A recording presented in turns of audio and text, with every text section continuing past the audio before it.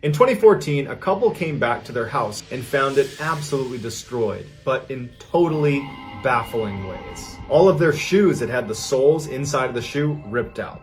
Someone had taken a big can of paint, taken the lid off, and flipped it upside down on the top of the toilet. Their mail had been ripped to pieces and it was laying all over the ground. Their clothes had been ripped out of all the drawers. There was this piece of wood that they didn't know where it came from that had a single screw screwed into it that had been wedged between a door and the door frame, but it wasn't blocking it from opening. It was just like someone wedged it in the middle of the door for some reason. There was hand lotion all over the door handles of some of the doors in their house. There was also a purse sitting on their bed that had the ID card of a 27-year-old woman who they didn't recognize.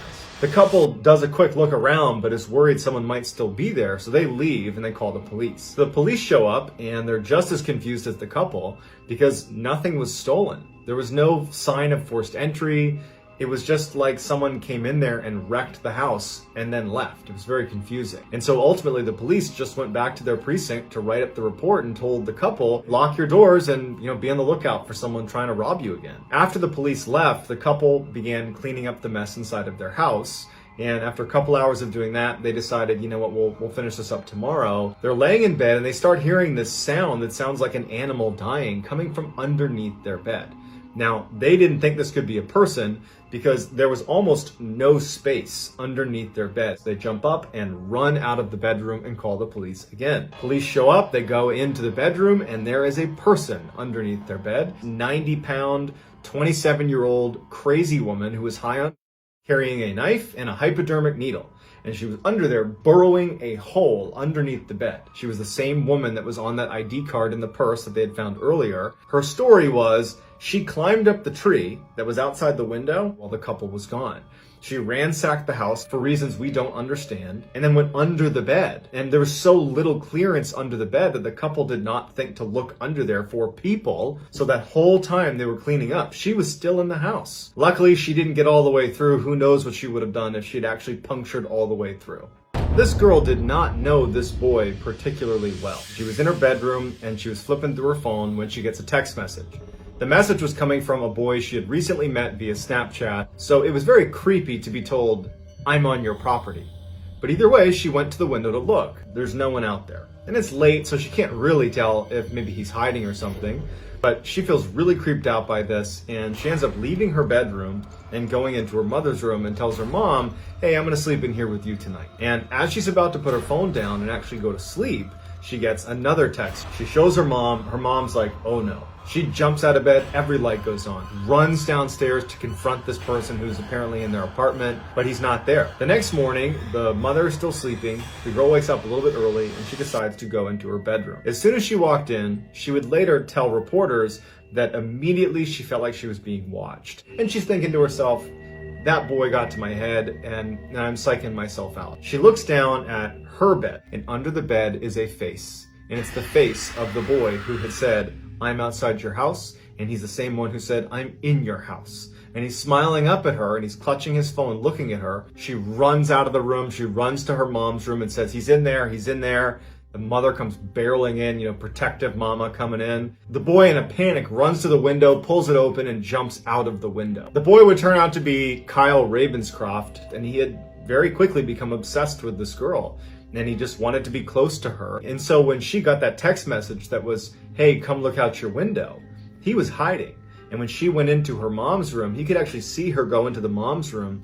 And he climbed up the side of the apartment into the window that was open, shut it, and climbed under the bed. So that when the mother and the daughter were searching the house, he was already in the house. So they locked him into the house. He was ultimately given a very small sentence. I think it was a couple weeks in jail, a fine, and some community service. But no matter what the sentence was, I'm sure that girl will have to deal with the trauma of that event for the rest of her life. In 2017, a young college girl who was living alone in an apartment started to notice that something didn't feel right. In the morning, she'd get up and she'd open her fridge, and some of the food that she would leave in there, it appeared like there was less of it.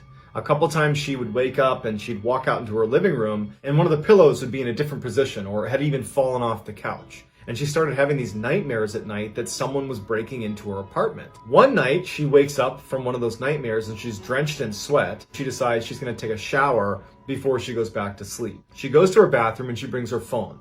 She would play music while she was taking a shower. She would put her phone right up against the window that was next to the shower curtain, so at any time she could reach over, change the song, and then keep showering. She had a very old door on the bathroom where there was actually a key on the inside of the door that if you wanted to, you could actually lock the door and then take the key out, and the only way to open it again, even from the inside, is with that key. So she's taking her shower, she's listening to music, and at some point she wants to change the song. And so she pulls the shower curtain back just enough to reach her hand out to touch next on her phone when she stops. The phone was reflecting something in the middle of her bathroom, and it was a dark figure standing in her bathroom. She took the shower head out, and once the water was so hot there was steam all over the bathroom, in one fell swoop she ripped open the curtain and sprayed the water directly on the face of the person standing right there next to her. She runs past this person who's now clutching their face and screaming in pain. She grabs the key on her door on the inside, locks it, takes the key out, runs out of her bathroom, slams it behind her, locking the intruder in the bathroom. The girl runs into her kitchen to get her butcher knife. She had one nice knife, but when she went into the kitchen, her one butcher knife, she couldn't find it, and instead grabs a towel and runs out of her apartment. She makes it outside. She calls the police. The police show up. The girl gives them the key to the bathroom. They go into her apartment and they unlock the bathroom and they pull this person out. It was this crazy lady who used to live at this apartment, and she had apparently made copies of the keys and had been sneaking in whenever this girl wasn't there, or at night she would sneak into her apartment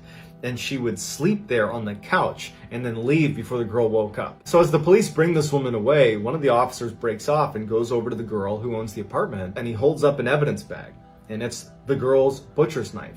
The woman had taken it from the kitchen and was standing in the bathroom waiting for her to get out of the shower. And the officer just says, looks like she wanted her apartment back. In 1981, a 9-year-old boy discovered that if he was really quiet, he could sneak out of his bedroom at night, go down into the kitchen, and eat as much junk food as he wanted. One night in the summer that year, his family went out for this huge dinner at this amazing restaurant, and when they came back, they had all these leftovers. And the boy really wanted to eat the remainder of the sweet and sour pork. He was really excited about it. He gets to the end of the stairs, hasn't made a sound, and that's when he freezes because he hears what sounds like a fork making a little clinking sound against the counter. And standing in the middle of the kitchen is this skinny man that he's never seen before, drinking milk. He runs into his parents' room and he tells them what's going on. The father runs downstairs, ready to confront whoever's there. There's no one there. So they look everywhere and they can't find anything. And so the parents don't believe him, and everybody goes back to bed, and that's that. The boy was very confident at what he saw, although he did feel like, I guess I could have imagined it, but he started paying really close attention to everything in his house. In the mornings, he would go downstairs before everybody else, and he would see if there was any sign of someone having been in the kitchen. He noticed at one point that the napkin holder had been moved to the wrong side of the counter. He also noticed one time there was a mug that was in the sink that no one had used the night before. And so he's thinking that someone is sneaking into our house. I don't know how, I don't know where, but I'm confident that it's still happening. But his parents didn't believe him. 3 months after the boy has seen this person in his kitchen, he's in his bedroom, he's just laying there, and he's looking up at the vent on his ceiling, an air conditioning vent. It takes him a second to process it, but he freaks, runs out of his room, runs to his parents' room, and he can barely talk. He's like, there's someone in the vent. The parents run into his room, they check crawl spaces, the attic, they're shining a light into the vent. They can't find anything. And so once again, it turns into, you're making this up, you have an overactive imagination, there's nothing going on in this house. But a week goes by, and their house started to smell really bad. And the majority of the stink was coming from that vent in the boy's room. And even worse, there were maggots falling out of that vent. So they got the air conditioning people over to have a look, and they were totally confident that what they were going to find is a dead animal up inside the vent. But that's not what they find. They find a dead man who had been living in their ceiling. There was literally a cot that had been set up inside of their ceiling. There were drawings of this boy taken from the perspective of looking down at him through the vent. Someone had been living in their ceiling over the boy's bed for months and then died up there. The man was never identified and was buried a John Doe. In 2013, a young woman was living alone in an apartment and she was on the phone with her boyfriend. As she's chatting with her boyfriend, she decides to go get her mail. She walks into the main hall to this area where all the mail slots are on the wall, opens the door, goes back in, and she goes to her bedroom. And she's sitting on her bed, feet on the floor, and she's got her phone and she kind of tucks it against her shoulder and she's rifling through her mail. And as she's flipping through her mail, the phone drops. And the way that it lands is it kind of bounces backwards underneath the bed. She puts her mail in the bed and she gets down on her chest to extend her arm out to get her phone that's now well under the bed. And as soon as she starts looking for the phone, she freezes and she stifles a scream. There's a man in the fetal position tucked against the far side underneath the bed, not looking at her. The girl stays composed. She goes, "Hey, I'm gonna take a quick shower. Let me call you right back." She walks right out, goes into her bathroom, which is right next door, shuts it, locks it, turns on the shower, opens her window, and jumps out. She was on the first floor. Goes right across the street and hides behind a car, and she calls the police. The police show up, they go inside, and they bring out this crazy, deranged-looking man. As they're taking him away in handcuffs, one of the officers comes over to her, and he says to her, "You're very lucky you did what you did, because we found him in your apartment standing outside of the bathroom holding a knife. He was waiting for you." The girl believes that when she went to get her mail, she was distracted because she was talking to her boyfriend and she must not have shut her apartment door, at which point this guy must have snuck in and gotten under her bed. The man was committed to a mental institution and the girl's boyfriend moved in with her the next day.